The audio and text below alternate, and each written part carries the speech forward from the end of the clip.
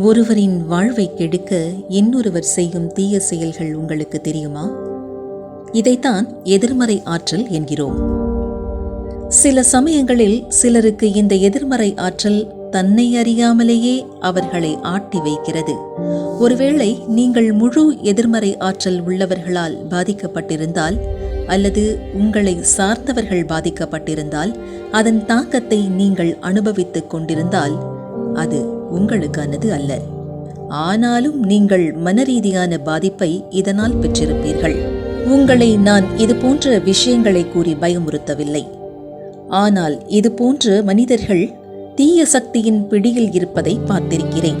அவர்களை சுற்றி என்ன நடக்கிறது என்று தெரியாமல் அனைத்தையும் குறை கூறிக்கொண்டு அதன் பிடியில் சிக்கியிருக்கிறார்கள்.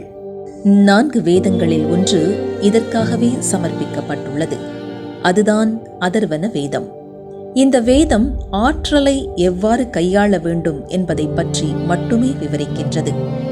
நீங்கள் இந்த மூலிகை பஸ்பம் அடங்கிய சிங் எந்திரத்தை அணிந்து கொள்ள இது போன்ற எதிர்மறை ஆற்றலில் இருந்து விலகி நேர்மறை ஆற்றல் பெற்று நினைத்ததை சாதிக்க உதவுகிறது.